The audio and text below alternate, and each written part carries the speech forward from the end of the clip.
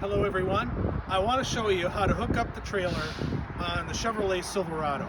So the first thing we're going to do is start the vehicle.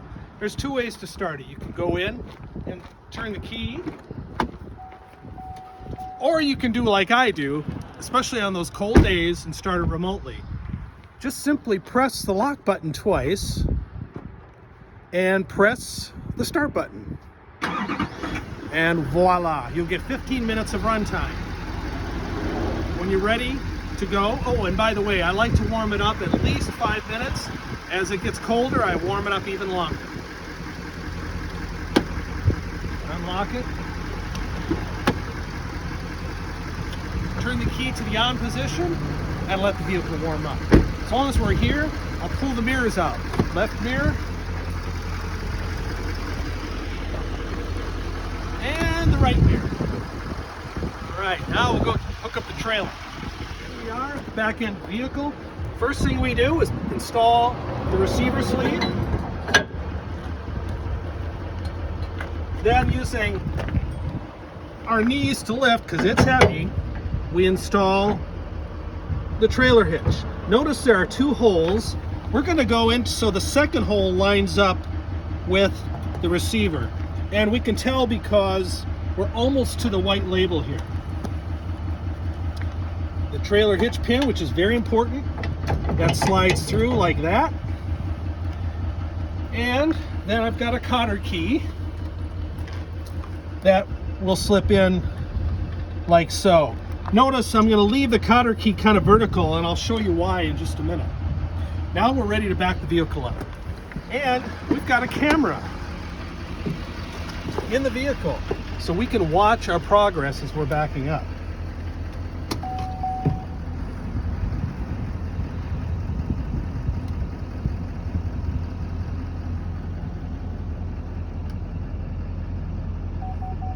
Right about there. Let's see how we did. Okay, we're about an inch too far back, so I'm going to pull ahead just a little bit. It's better if you have two people to help.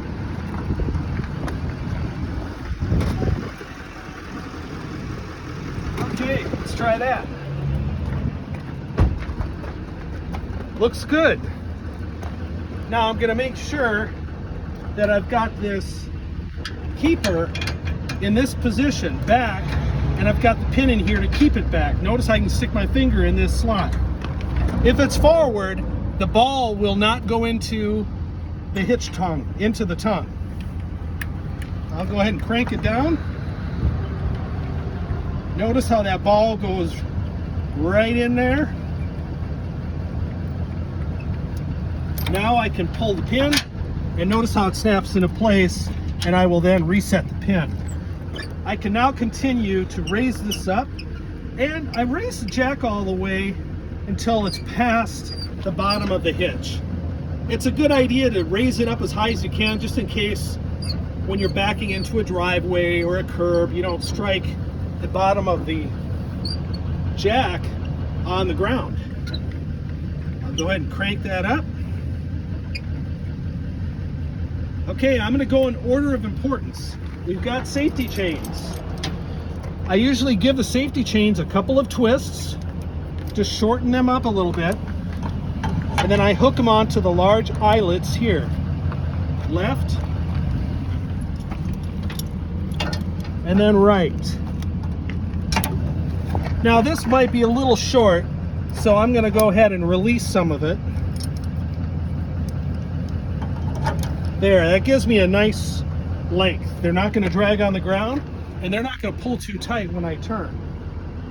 The next thing I'm going to do is very important, and that is attach the safety lanyard.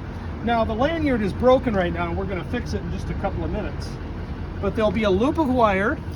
You pull the pin, you stick the loop of wire over the pin, and reset the key. This operates if everything becomes disconnected. It will activate the brakes on the trailer. The next thing I do is hook up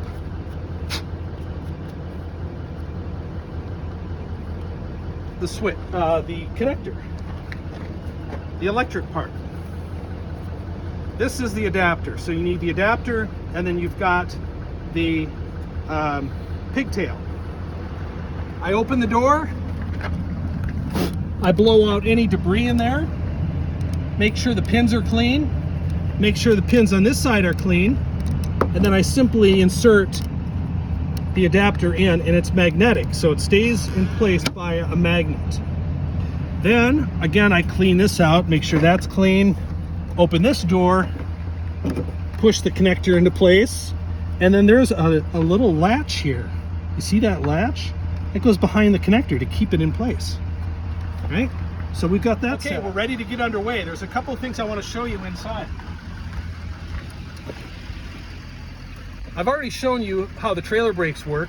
The trailer brakes work along with the braking of the vehicle, but in case you don't want to use the vehicle brakes and the trailer brakes alone, you can operate it this way. We also want to make sure we're in the trailer mode, and we push the lever, or push the button on the end of the lever, and you'll see we have a trailer indication on the instrument cluster. And then finally, when we're towing, we always use the exhaust brake of the diesel engine, and we press that exhaust brake switch. So let's pull the chocks on the trailer and we can be underway.